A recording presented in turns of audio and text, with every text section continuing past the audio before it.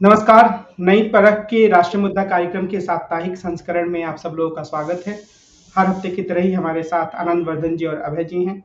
हम इनसे पिछले हफ्ते में हुए राजनीतिक घटनाक्रम के बारे में बातचीत करेंगे और उन घटनाक्रमों की एक व्याख्या लेने की कोशिश करेंगे, एक समझ बनाने की कोशिश करेंगे।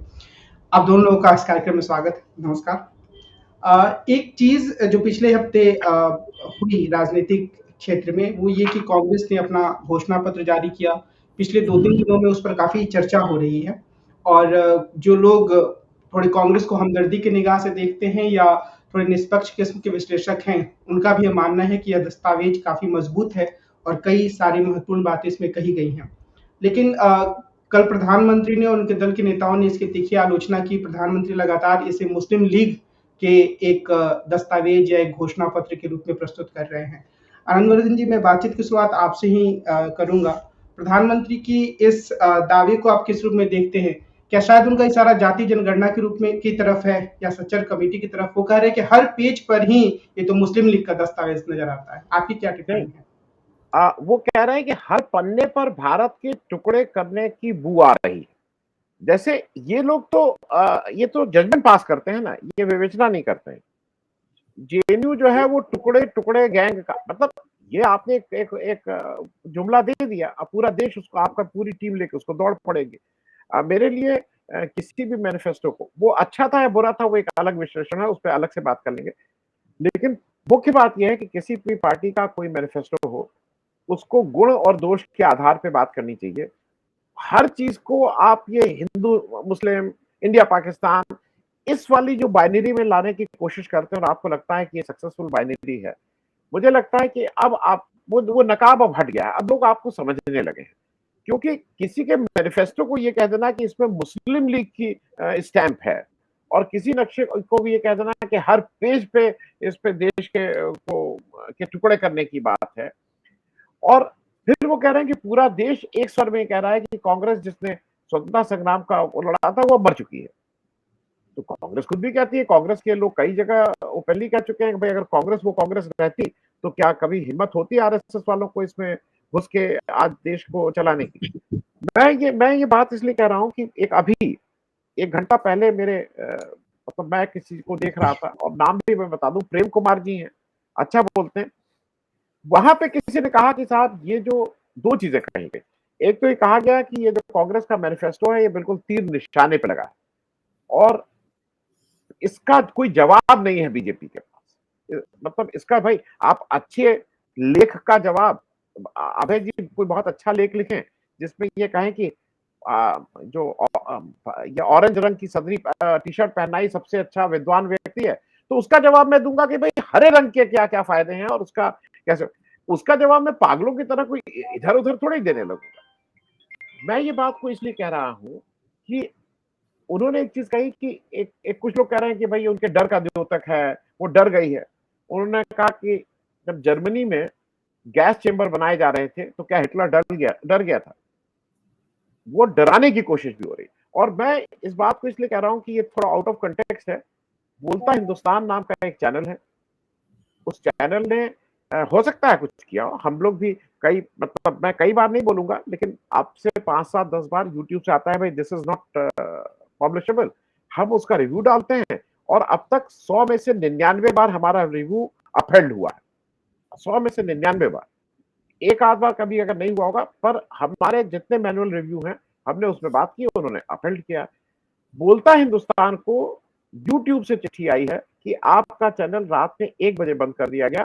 और कब बंद किया गया? उन्होंने संजय सिंह का वो जो लाइव इंटरव्यू दिखा दिया गया, ये कारण नहीं बताया गया, उसके बाद बंद कर दिया गया। और उस चिट्ठी में लिखा हुआ है कि बंद करने इसलिए किया गया कि आईएनबी मिनिस्ट्री से आया कि इनके चैनल में आपत्तिजनक चीजें हैं, इसलिए उसको बंद कर दिया। और ये उन्होंने कहा कि we can not tell you कि वाई, मतलब कारण मैं आपको नहीं बता सकता हूं। अब पहले तो ये कोर्ट जाए ये पता करने की, उनसे ये निकालें कि वो कारण क्या है, उस चिट्ठी को ये देखो आगे नहीं बढ़ा सकता है यूट्यूब वाला। तो उस तरह की चीजें आ रही हैं। लेकिन coming back to the manifesto वाली बात, मुझे बिल्कुल स्पेसिफिक लगा है। जिस चीज को कांग्रेस को अभी, जिसपे कांग्रेस कमिट नहीं करना चाहती है, उसको इन लोग बहुत बोल रहे हैं कि सीएनआरसी पे कुछ नहीं बोला, सीएनआरसी पे कुछ नहीं बोला, ओपीएस पे कुछ नहीं बोला। कुछ नहीं बोला, उन्होंने कहा हम रिव्यू करेंगे। ये थोड़ी ही है कि सारा ब्रह्मांड की सारी चीजों को उसमें बोलना था। अरे कांग्रेस ने जो 25 गारंटीज दी हैं वही कर दें तो इस देश का मेरे ख्याल में बहुत बड़ा कल्याण हो जाएगा। बाकी चीजें जो है वो इन दी कोर्स ऑफ वो हो जाएगा। बाकी चीजों में उन्होंने कहा है कि सदन कैसे चले, विपक्ष को कैसे जगह मिले, विपक्ष की बात को कैसे रखा जाए, विमर्श हो। तो विमर्श में वो सारी चीजें जो नहीं है, बीजेपी आएगी, बीजेपी उसको उस विमर्श में रख लेगी। तो मुझे ऐसा लगता है कि कांग्रेस ने एक अच्छी शुरुआत की है और आपको अच्छी चीज का जवाब तो अच्छी चीज ही से देना होगा। आपको एक अच्छे मैनिफेस्टो का, एक अच्छे घोषणा पत्र का जवाब आपको जुमले से नहीं चलेगा। हम ये कर देंगे, अमृतकाल है, देख लेना, हो जाएगा, इससे नहीं चलेगा। अगर एक स्पेसिफिक मैनिफेस्टो है, उसका जवाब आपको स्पेसिफिक मैनिफेस्टो से ही देना होगा। जुमले से उसका काम नहीं चलेगा मेरे हिसाब से। कमल जी। एक और चीज़ मैं इसमें पूछना चाह रहा था आपसे कि क्या इसको हम इस कोशिश के रूप में भी देख सकते हैं, जो प्रधानमंत्री जी की तरफ से है, कि एक आम जो विमर्श में भारतीय जनता पार्टी, आरएसएस के समर्थकों के द्वारा चलाया जाता है कि भाई कांग्रेस तो मुस्लिमों से हमदर्दी रखने वाली पार्टी है। क्या इसको भी वो कांग्रेस से जोड़ रहे हैं लगातार कि ये तो हिंदुओं की बात नहीं करती, मुस्लिमों की बात करती है? देखिए, या भी कोशिश ये उस मानसिकता की बात है। मतलब अभी कई बार मैं कहता हूँ, लोगों को कई जगह बुरा भी लगता है कि आप अपना हरदम ये क्यों दिखाते हैं कि आप पूजा करते हैं, पूजा करते हैं। हम सब लोग जितने लोग बैठे हैं, हमदर्दी नहीं है, लेकिन हमारी कोई नफरत भी नहीं है मुसलमान से। मेरी कोई, अगर मैं किसी का, या हम, आप या अभय जी किसी का धर्म या उसकी जात देख के उससे थोड़ी बात करते हैं या उससे संबंध नहीं रखते। अरे भाई, उससे मेरा क्या वो किस तरह का कंडक्ट है, लार्जर अगर सोसाइटी में है उसका क्या कंडक्ट है, मैं उसमें उससे अपनी धारणा बनाता हूँ। ये बीजेपी का कारण है कि वो कहते हैं कि नहीं इनकी हमदर्दी। और मैं दूसरी बात कह लूं, बिना कहे हम लोगों को शायद ये सिखाया ही गया है। मैं कम्युनिस्ट आंदोलन का नहीं हूं, अभय जी है, लेकिन फिर भी सिखाया गया है कि अगर कोई महिला के साथ दिक्कत हो रही हो, किसी दलित के साथ कुछ हो रहा हो, तो आपको उसके साथ खड़े होना है। अगर आप वहां पे आप उससे ज्यादा बलशाली हैं, आपको उसके साथ खड़े होना है। अगर अगर आज माइनॉरिटीज के साथ गलत हो रहा है, अगर उनके घर पे बुलडोजर चलाया जा रहा है, अगर उनकी जेल में हत्याएं हो रही हैं, तो आपको उसकी आवाज अगर कहीं बन सकते हैं तो बनने की हिम्मत रखनी चाहिए। तो मुझे ये हमदर्दी की बात, बीजेपी उसको गलत ढंग से उसको प्रचारित करती है, ये मुस्लिम पार्टी है। अरे भाई, जितने जितने बीजेपी में जितने हिंदू हैं, उतने हिंदू एक समय बीजेपी में आ रहे, जितने हिंदू कांग्रेस में हैं उतने ही बीजेपी में भी है। तो ये हिंदू मुस्लिम का मामला नहीं है, हमदर्दी का मामला नहीं है, ये ट्रेनिंग का मामला है। और हम सब लोग कहीं पे भी अगर कोई गलत होगा, कहीं जुल्म होगा, बिना उसका रिलीजन, बिना उसकी जात जाने उसके साथ खड़ा हो जाना सिखाया गया है। ये अभी ये एक बात कही जा रही है और उसकी तरफ आप भी इशारा करते रहे हैं कि ज़्यादा बेहतर होता कि एक इंडिया गठबंधन का दस्तावेज बनता, उनकी तरफ से वायदों का एक समूह आता, जनता को आकर्षित करने की कोशिश करते। ऐसा तो नहीं हुआ, कांग्रेस ने अपना घोषणा पत्र जारी किया, हो सकता है अलग-अलग दल अपना टुकड़ों में जारी करे। तो क्या एक मौका जिसमें वो दिखा सकते थे कि इंडिया गठबंधन एकजुट है, उसको उन्होंने खो दिया और अलग-अलग दल अपना घोषणा पत्र जारी करेंगे और बस चुनावी गठबंधन साथ है, ऐसा लग रहा है। क्या ये बात आकलन सही है? देखिए, आनंद जी ने अभी जो वक्तव्य दिया उससे पूरी तरह सहमत होते हुए मैं उसमें कुछ बातें जोड़ना चाहता हूं जो उनके वक्तव्य से निकलती हैं और आपके सवाल से भी जुड़ती हैं। पहली बात, उन्होंने कहा कि बोलता हिंदुस्तान को इसलिए ब्लॉक कर दिया गया क्योंकि उसने संजय सिंह का इंटरव्यू दिखाया था। तो अब संजय सिंह का आज इंटरव्यू न भारत टाइम्स में हिंदुस्तान टाइम्स में छपा है विस्तार से, इंडियन एक्सप्रेस में विस्तार से इंटरव्यू छपा है, पहले पन्ने से अंदर तक इंटरव्यू छपा है संजय सिंह का। तो संजय सिंह का इंटरव्यू तो कई जो कमर्शियल टीवी चैनल्स हैं, खबरिया चैनल हैं, उनके ऊपर भी लगातार आ रहा है। तो क्या भारत सरकार उन्हें भी ब्लॉक करने की कार्रवाई करेगी? क्या उनको भी सेंसर करने की कार्रवाई करेगी? भारतीय जनता पार्टी ने संजय सिंह पे आरोप लगाया है कि वो जमानत की शर्तों का उल्लंघन कर रहे हैं। ये तो खैर कानूनी मसला है, अदालत तय करेगी कि उन्होंने जमानत की शर्तों का उल्लंघन किया है कि नहीं किया है। लेकिन इससे ये भी पता चलता है कि भारतीय जनता पार्टी की स्थिति क्या हो गई है। वो एक शिकायती टट्टू हो गए हैं उनके कार्यकर्ता। वो बात बात पर सरकार से शिकायत करते हैं, पुलिस में एफआई, यानी वो मानते हैं कि उनकी राजनीति पुलिस के जरिए चलेगी, उनकी राजनीति कानूनी शिकायतों के जरिए चलेगी, उनकी राजनीति अदालतों में विपक्ष के खिलाफ, विपक्ष के नेताओं के खिलाफ याचिकाएं दायर करने से चलेगी। छात्र विश्वविद्यालयों में विद्यार्थी परिषद की भूमिका तो बिल्कुल एक तरह से मुखबिर की भूमिका हो गई है। वो तो केवल मानव संसाधन मंत्रालय या शिक्षा मंत्रालय को शिकायत करने का ही काम करते हैं। तो एक तो ये पहलू है जिसमें देखना चाहिए कि संजय सिंह का इंटरव्यू चलाने से आपने सोशल मीडिया के एक प्लेटफॉर्म को ब्लॉक किया, लेकिन क्या आप हिंदुस्तान टाइम्स और इंडियन एक्सप्रेस जैसे अखबारों के खिलाफ भी कार्रवाई करेंगे? क्या आप उन व्यापारिक जो खबरिया चैनल हैं उनके खिलाफ भी कार्रवाई करेंगे जिन्होंने संजय सिंह का इंटरव्यू प्रसारित किया है? पहली बात। अब दूसरी बात आई है, संजय सिंह ने अपने एक इंटरव्यू में एक बहुत खास बात कही, सीधी हम लोगों की चर्चा से जुड़ती है। संजय सिंह ने कहा है कि विपक्ष को एक साझा कार्यक्रम चाहिए। संजय सिंह ने कहा है कि विपक्ष, और ये वो बात है, मुझे इसलिए ये बात तुरंत समझ में आई, इस बात को मैं अभी से नहीं, मैं पिछले 1 वर्ष से लगातार कह रहा हूं, विपक्ष को एक साझा कार्यक्रम चाहिए। और कांग्रेस के इस घोषणा पत्र में वो साझा कार्यक्रम बनने के बहुत से गुण हैं। मैं तो ये मानता हूं कि इसमें 99% घोषणा पत्र जो है वो गैर भाजपा विपक्ष की हर पार्टी का घोषणा पत्र बन सकता है। इसमें अगर कुछ क्षेत्रीय दलों को जो इंडिया गठबंधन में शामिल हैं, उनकी जो स्पेसिफिक, उनकी जो विशिष्ट मांगे हैं, उनको और जोड़ दिया जाए, बाकी ये पूरी तरीके से इंडिया गठबंधन का न्यूनतम साझा कार्यक्रम बन सकता है। कांग्रेस ने जो सबसे बड़ी गलती की, जो कांग्रेस की सबसे बड़ी खामी साबित होगी चुनाव नतीजों के बाद में, अगर विपक्ष को अफसोस कर रहे हैं, विपक्ष अगर चुनाव नतीजों के लिए अफसोस करने के लिए अपशब्द है, तो उसमें एक सबसे बड़ा मुद्दा होगा कि आपने इंडिया गठबंधन का न्यूनतम साझा कार्यक्रम नहीं बनाया, और वो साझा कार्यक्रम बनाने की सारी सामग्री आपके पास थी। आपको केवल एक पहलकदमी लेनी थी। सब लोग जब बैठे थे वहां एक साझा कार्यक्रम पेश कर देना चाहिए था, ताकि वहीं लोग विचार करके उसके ऊपर अपनी अपनी राय देकर उसको वहां पास कर देते। और आज मैं समझता हूं बिल्कुल दूसरी स्थिति होती।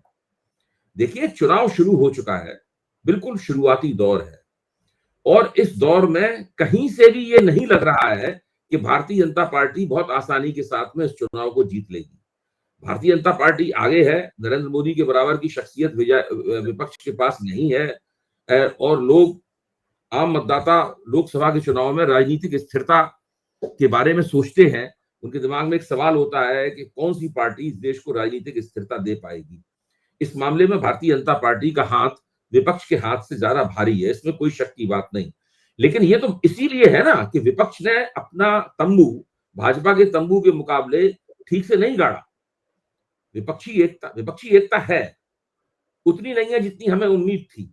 विपक्षी एकता है, अनुपस्थित नहीं है, अव्यवस्थित है, और उसकी अव्यवस्था साफ दिखाई पड़ रही है। यहाँ तक कि विपक्षी पार्टियां जो है अपने उम्मीदवारों को बार बार बदल रही हैं। भाजपा भी बदलती है, लेकिन वो कहीं कहीं बदलती है, लेकिन विपक्षी पार्टियां ये काम ज्यादा कर रही हैं। तो और भारतीय जनता पार्टी अंदर से कहीं ना कहीं विचलित है।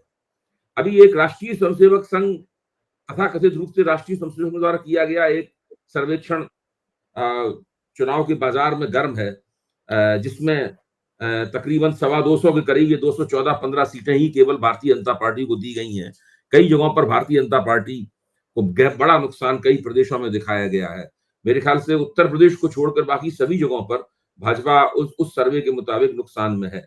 लेकिन इस तरह के सर्वे संदिग्ध होते हैं, हमें नहीं पता होता कि भाई इस सर्वे को करने के मानक क्या हैं, क्या उसका सैंपल हुआ, किन लोगों से पूछा गया, किस तारीख से किस तारीख के बीच में क्या गया, क्या उसकी प्रश्नावली है, ये सब हमें नहीं पता है। इसलिए इसके ऊपर हम ज्यादा चर्चा नहीं करेंगे। लेकिन मैं बता रहा हूं कि इस तरह की चीजें चुनाव के बाजार में गर्म है।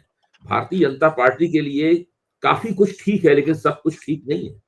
बहुत सारे प्रदेश हैं जहां उसे एक विश्वसनीय समीकरण भारतीय जनता पार्टी को प्राप्त नहीं हो पा रहा है। और जहां तक ये सवाल है कि भाई आपने इसको कह दिया कि हर पेज में इसमें भारत विभाजन की बू आती है, तो आपको बू आती रहे, आपकी नाक जो है वो बदबू सूंघने की आदी है, तो आप सूंघते रहिए उसमें।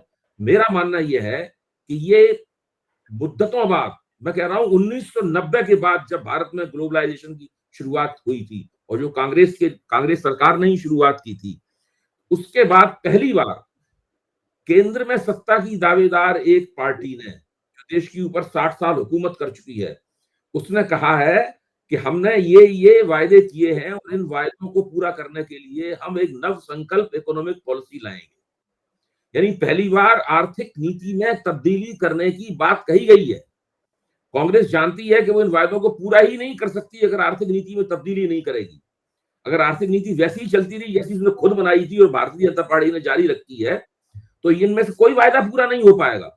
न 30 लाख नौकरियां मिल पाएंगी, न स्त्रियों को, गरीब स्त्रियों को 1 लाख रुपया साल मिल पाएगा, न ही अप्रेंटिसशिप के ऊपर हजारों करोड़ रुपए खर्च हो पाएंगे, कुछ नहीं हो पाएगा। दूसरा, इस घोषणा पत्र की सबसे बड़ी खास बात है कि हमारे लोकतंत्र में जो विकृतियां आ गई हैं, लोकतंत्र सत्ता पक्ष विपक्ष द्वारा मिलकर चलाया जाता है।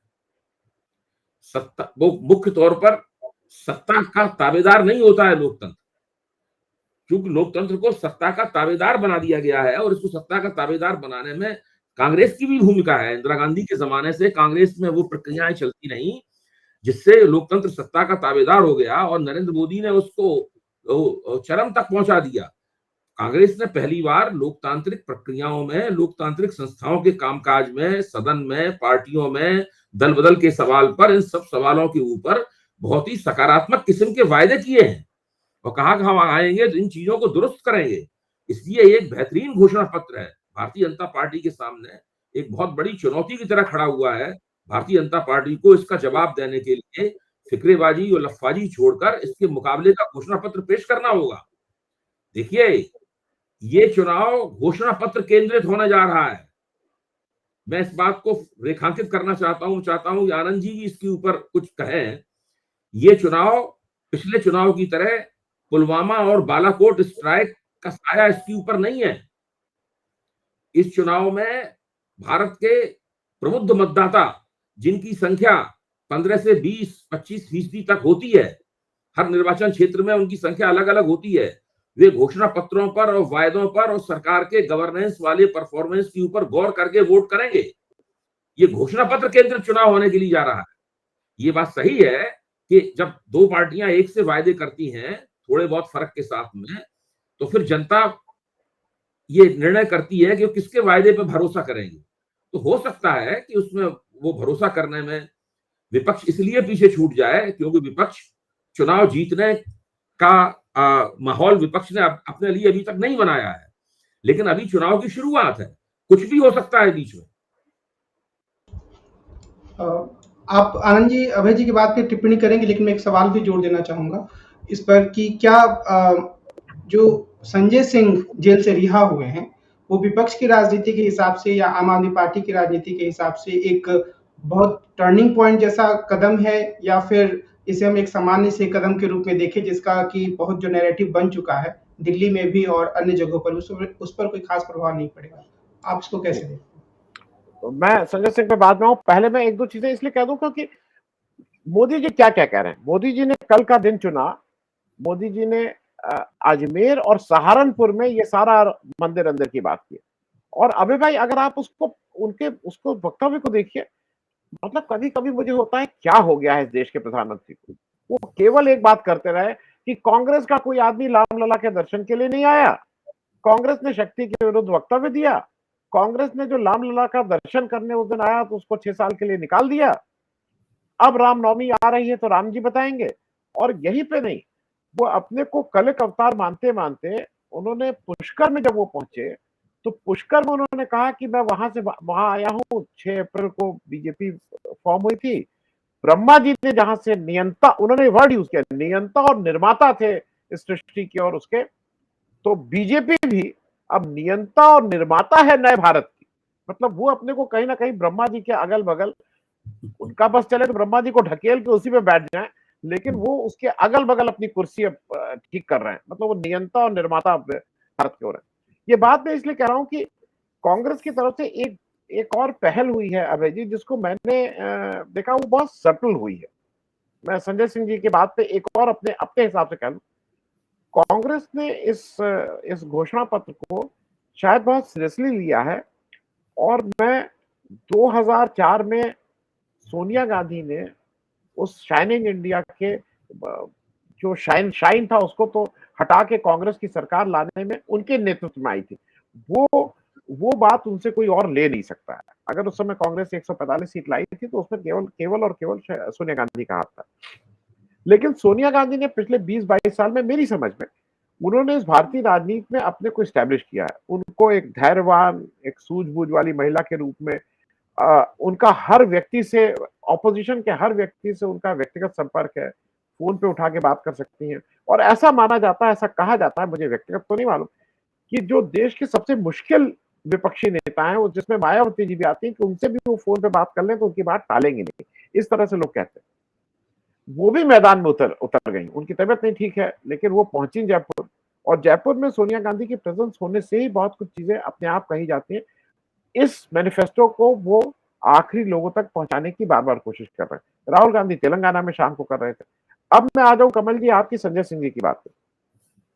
संजय सिंह जी एक आजकल आपने देखा इस समय बूस्टर डोज की तरह आए हैं।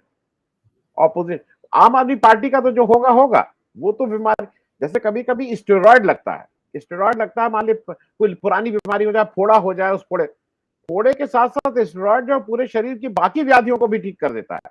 तो संजय सिंह तो इस समय वो दवा बन के आए हुए हैं कि वो आम आदमी पार्टी का, देखिए एक चीज समझिए, आम आदमी पार्टी 20 सीट पे लड़ रही है।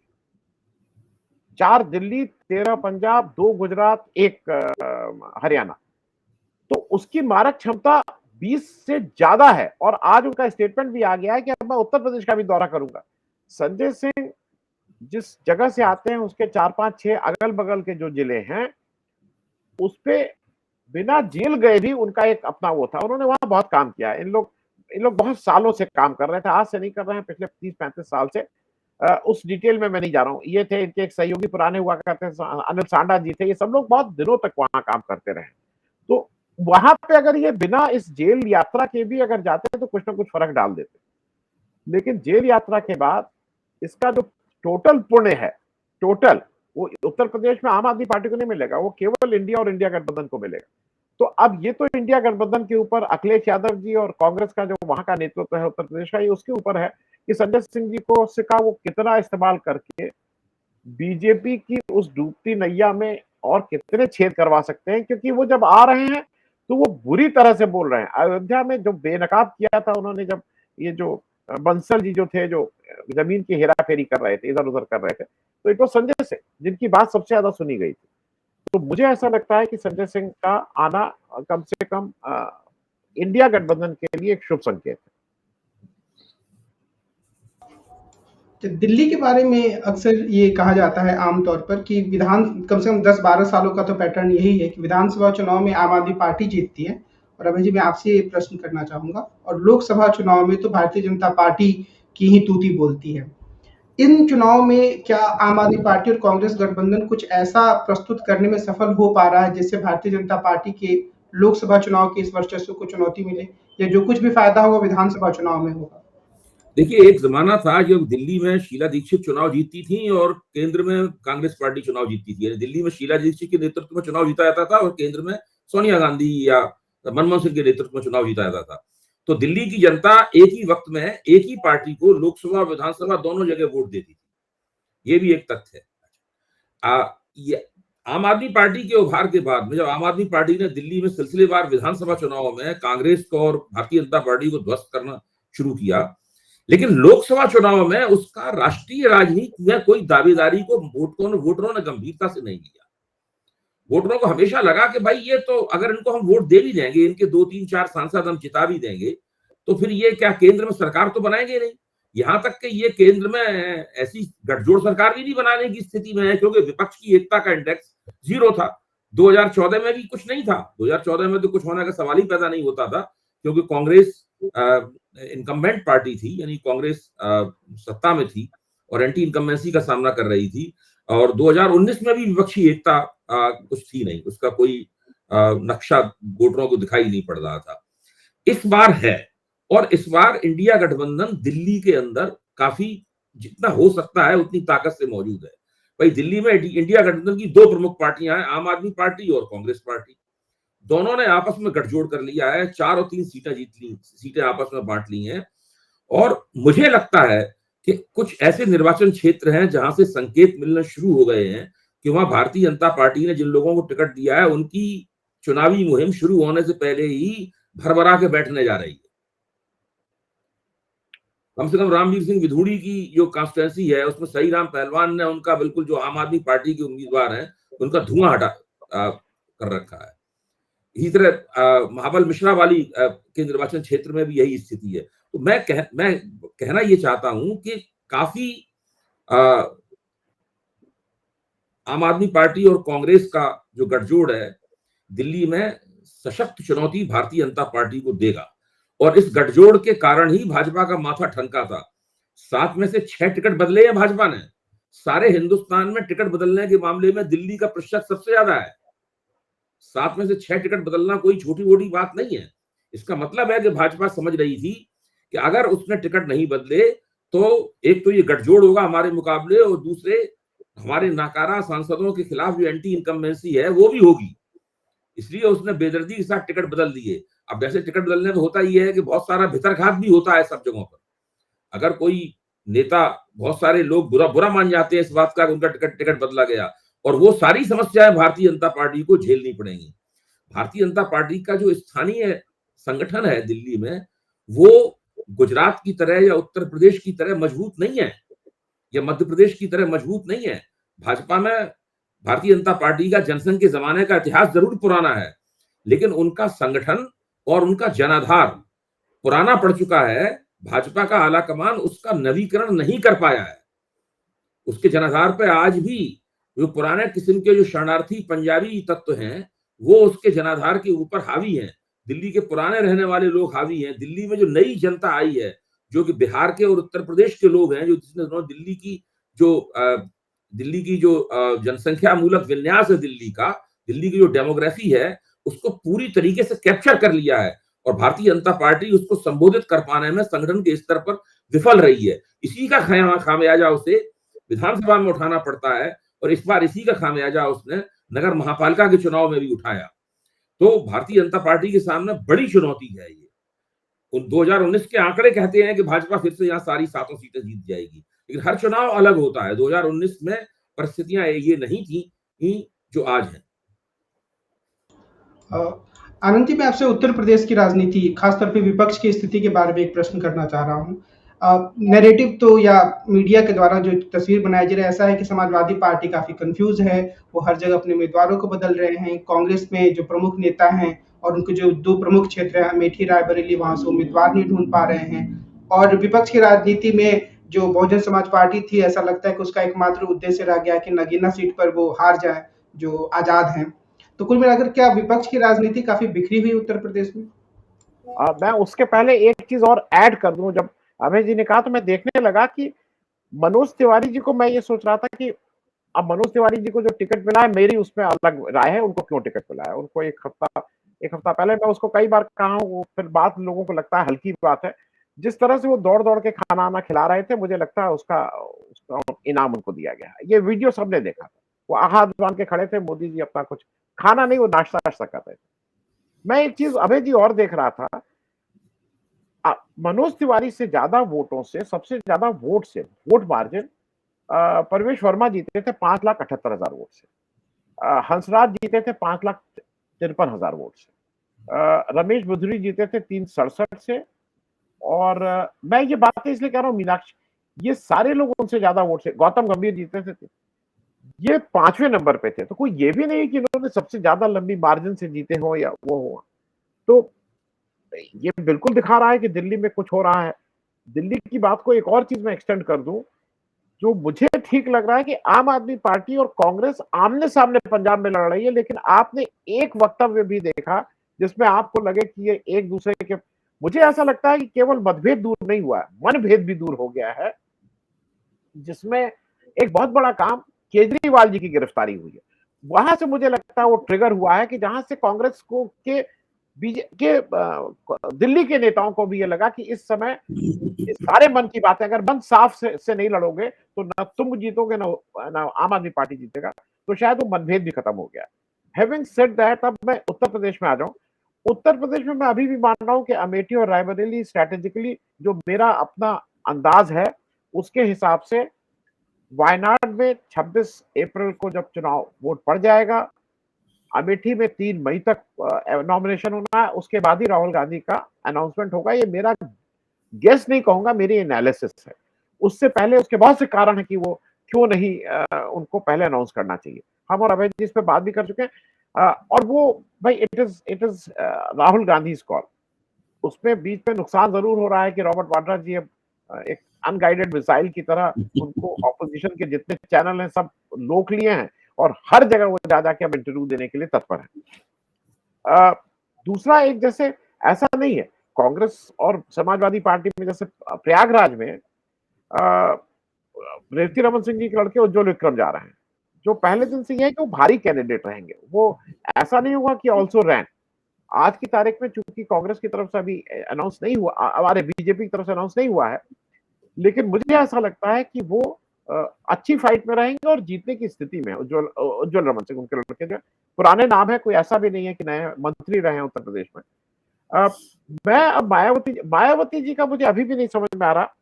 आकाश आनंद जी को मैं सोच रहा था कि शायद उनके भतीजे हैं, ज्यादा पढ़े लिखे हैं, एक बड़ी सियासत मिली है। जैसे तेजस्वी को जब ये सियासत मिली थी तो तेजस्वी का हाजमा नहीं खराब हुआ है आज तक। तेजस्वी जी को ये सियासत मिली तो तेजस्वी जी ने उसको पचा लिया और उसको, ये आकाश आनंद का तो अपच हो गई। ये पहली मीटिंग जाके नगीना दौड़े दौड़े कर रहे हैं। इनको सबसे ज्यादा दिक्कत चंद्रशेखर से है। मतलब इनका सारा जोर, सारा ताकत, सारी वो लगी रहेगी कि चंद्रशेखर आजाद हार जाए।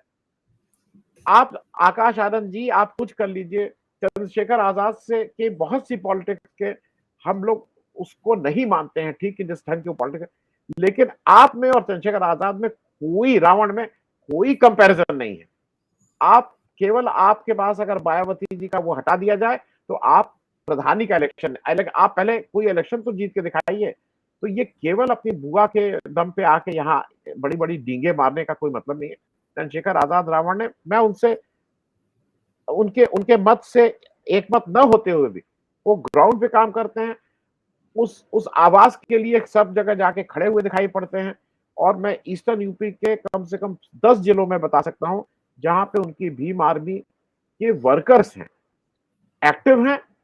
वो अब संख्या कम हो सकती है, कितने वोट दिलाएंगे इस पे डिबेट हो सकती है, लेकिन चंद्रशेखर रावण ने ग्रास रूट पे अपने को कुछ कहीं तैयारी कर रखी है। मायावती जी के आकाश आनंद को अगर सबसे ज्यादा वो खटक रहे हैं तो मुझे ये लगता है कि पॉलिटिक्स में अगर आप इतनी पेटी पॉलिटिक्स व्यक्तिगत स्तर पे करने लगेंगे तो मुझे कोई उनका भविष्य तो नहीं दिखाई दे रहा है आकाश आनंद जी का। कमल एक सवाल अभी जी मैं आपसे करूंगा प्रधानमंत्री जी के आज के बयान के बारे में, जो उन्होंने ये कहा कि बिहार में भाजपा की लहर चल रही है। पहले के बिहार में भाजपा की पहले की तरह ही लहर चल रही है। तो क्या ये कुछ ऐसी चीज है जिसे बाकी लोग नहीं देख पा रहे हैं, सचमुच कुछ लहर है? आपकी क्या टिप्पणी है इस पर? देखिए, इस वक्त देश में किसी पार्टी की कहीं कोई लहर नहीं चल रही है। ये इस प्रकार की बातें चुनाव प्रचार में कही जाती हैं। कर्नाटक में तो भारतीय जनता पार्टी, कर्नाटक में भी तो लहर चला रहे थे नरेंद्र मोदी। इस वक्त चुनाव में अगर मोटे तौर पे कहें तो भारतीय जनता पार्टी की जो चुनावी मुहिम है वो विपक्ष की चुनावी मुहिम के मुकाबले अधिक व्यवस्थित दिखती है। पहली बात, उसके पास ज्यादा संसाधन है, उसके पास एक अपनी एक उस रणनीतिक दृष्टि है जिसको वो लगातार वो लागू कर रहे हैं। वो कोशिश कर रहे हैं कि विपक्ष के हाथ से पहलकदमी छीन कर अपना एजेंडा सेट करें, विपक्ष को उनके एजेंडे का पालन करना पड़े, इस प्रकार की उनकी कोशिशें हैं। अभी उन्होंने भ्रष्टाचार के एजेंडे को केंद्रस्थ किया है नरेंद्र मोदी ने, कि वो विपक्ष भ्रष्ट है और वो भ्रष्टाचार मिटाने के लिए ये चुनाव उसी के ऊपर होगा। लेकिन जैसे जैसे अभी 19 तारीख को पहला वोट पड़ेगा, 19 तारीख में अभी काफी दिन है। अगर बीच में नरेंद्र मोदी को लगा कि ये भ्रष्टाचार का मुद्दा दुधारी तलवार साबित हो रहा है, वो विपक्ष को भी चोट पहुंचा सकता है और उनको भी चोट पहुंचा सकता है, तो वो इसको बदल भी सकते हैं। इस मुद्दे को, लंबा चुनाव है, वो किसी और मुद्दे पे उछल के जा सकते हैं। तो अभी पूरी तरीके से भाजपा व्यवस्थित होते हुए भी चुनावी मुहिम, भाजपा पूरी तरीके से आश्वस्त नहीं है कि वो जो चाहती है वो उसको हासिल होगा या नहीं होगा। एक आखिरी सवाल आनंद जी आपसे, गुजरात में कुछ बयान भारतीय जनता पार्टी के एक नेता ने दिया, कहा जा रहा है कि उससे वहां के राजपूत मतदाता खासे नाराज हैं, उसका असर राजस्थान तक जा सकता है। तो क्या इस तरह की घटनाओं का, जो कि एकदम चुनाव के वक्त होते हैं कुछ समय पहले, बहुत गहरा प्रभाव पड़ता है, या ये फिर आने जाने वाली घटनाओं के रूप में इन्हें देखा जाना चाहिए? नहीं, मैं तो ये कहूंगा कि नहीं, बिल्कुल इसका प्रभाव पड़ता है। एक बयान से मुझे ठीक से याद है, 91 का चुनाव था, काशीराम जी ने आजमगढ़ में एक बयान दे दिया था और उससे नुकसान हुआ था उनको ठीक से। मैं नहीं, 91 का नहीं था, सॉरी, 91 के बाद वाला चुनाव, 96 का चुनाव था। काशीराम जी का एक गलत बयान आ गया था आजमगढ़ से, वो हिंदू मुस्लिम हो गया था, जो बीजेपी चाहती थी वो हो गया था। तो मुझे नहीं लगता है कि गुजरात के उस बयान से और वो उसका असर कहीं राजपूत का और किसी भी वोट पे ऐसा पड़ेगा।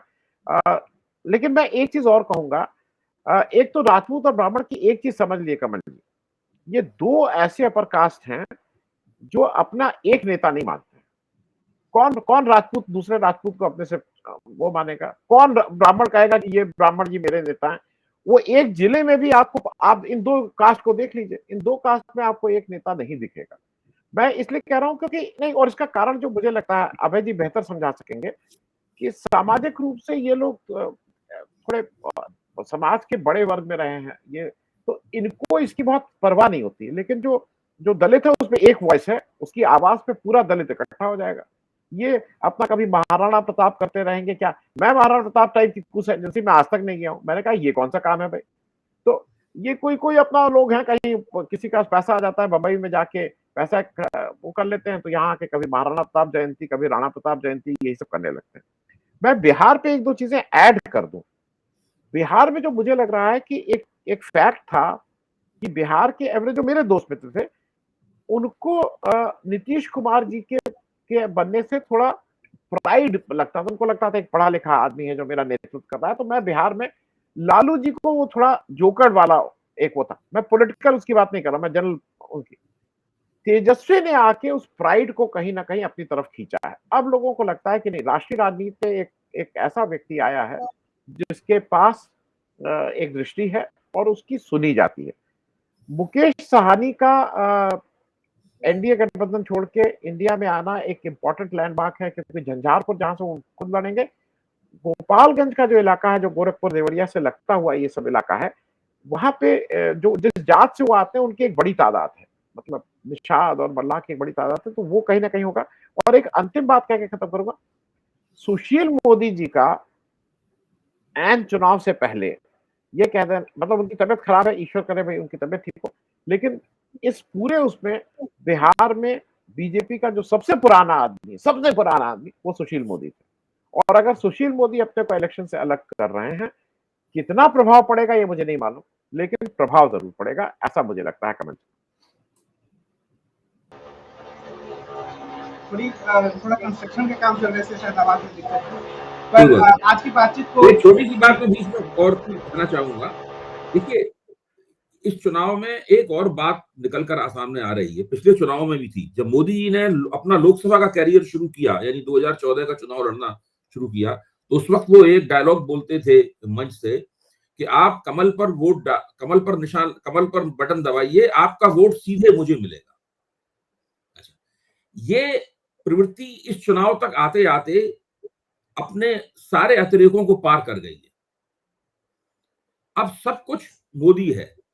और उस वक्त तो एक नई बात थी कि एक व्यक्ति ये कह रहा है, इंदिरा गांधी की याद आती थी। इंदिरा गांधी कहती थी कि जात पर ना पात पर मोहर लगेगी इंदिरा के हाथ पर, और लोग विपक्ष कहता है इंदिरा हटाओ, मैं कहती हूँ गरीबी हटाओ, वगैरह वगैरह। इंदिरा गांधी अपने आप को फोकस में रखती थी। तो हमारे कुछ मित्रों का ये कहना सही है कि जनता को सुविधा होती है व्यक्ति के साथ में अपना तादाद में स्थापित करने में। मुद्दा और घोषणा पत्र वगैरह इन चीजों की समझ जो है बनाने में देर लगती है, और इतनी फुर्सत भी लोगों को नहीं होती है। लेकिन मोदी जी ने इस प्रक्रिया को एक बहुत ही ऊंचाई तक पहुंचा दिया है। उसकी सारी हदें उन्होंने तोड़ दी हैं। हमें यह भी देखना चाहिए कि व्यक्ति केंद्रित चुनाव लड़ने से भी भारतीय जनता पार्टी को पहले चुनाव में 31% वोट मिले थे। 2019 में और भी ज्यादा व्यक्ति केंद्रित चुनाव लड़ा गया, तो उसमें उनके वोट 37.8% हुए। अब वो 2024 में व्यक्ति केंद्रीयता की सारी हदों को उन्होंने तोड़ दिया है। लेकिन ये शायद उन्हें इसलिए भी करना पड़ रहा है कि इस बार उन्हें लग रहा है कि विपक्ष किसी न किसी हद तक, छोटी हद तक ही सही, उनके खिलाफ एकताबद्ध है। ये एक बिल्कुल नई परिस्थिति है। मैं बार बार इसको रेखांकित करता हूं। देखिए, पिछले 2 चुनावों में ये नहीं थी परिस्थिति, और जब भी भाजपा और मोदी के खिलाफ कुछ ना कुछ विपक्षी एकता हुई है, उनको नुकसान हुआ है। इसका उदाहरण मैं बार बार देता हूं उत्तर प्रदेश का। 2019 में समाजवादी पार्टी और बहुजन समाज पार्टी के बीच में गठजोड़ हुआ था, जो गठजोड़ चुनावी दृष्टि से फ्लॉप कहा जाता है और सही कहा जाता है, क्योंकि उस गठजोड़ की जो संभावनाएं थी वो धरती पर नहीं उतरी। इसके बावजूद भी भाजपा ने अपना मेहनत करके, कोशिश करके, संगठन के दम पर, संसाधनों के दम पर अपना वोट प्रतिशत बढ़ा लिया, लेकिन उनकी एक दो नहीं 10 सीटें कम हो गई भाजपा की।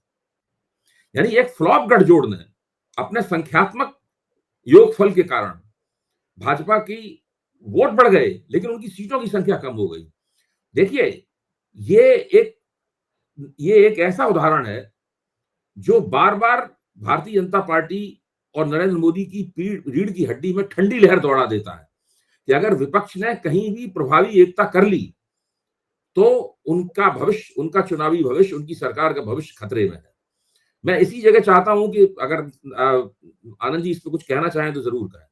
जी नहीं, मैं सिर्फ एक टिप्पणी कर दूं, ये एक नहीं, सिर्फ उत्तर प्रदेश ही नहीं अभय भाई, आप सारा पुराना उठा के देख लीजिए। 2004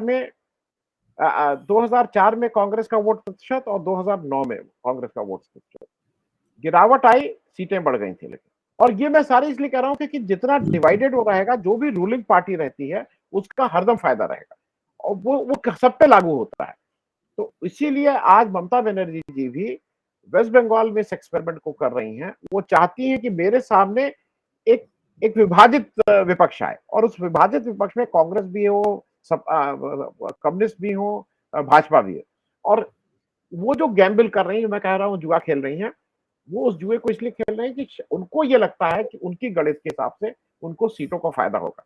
और मैं सिर्फ इंडिया गठबंधन की दृष्टि से, अगर ममता बनर्जी जी बार वहां पे 24 सीटें इंडिया गठबंधन की थी, 22 ममता जी की और 2 कांग्रेस की, अगर वो 24 का 25 कर लेती हैं तो उनका गणित ठीक है। अगर वो 24 का 23 होता है तो उनके गणित को, उनको फिर से अपने गणित को रीवर्क करना पड़ेगा। अभय, आज की बातचीत को हम यही विराम देते हैं। हम अगले हफ्ते मिलेंगे और देश की राजनीति में हो रहे उथल पुथल, हो रही घटनाओं की एक समझ बनाने के लिए आनंद जी और अभय जी से बातचीत करेंगे। आप दोनों लोगों को बहुत बहुत धन्यवाद। नमस्कार।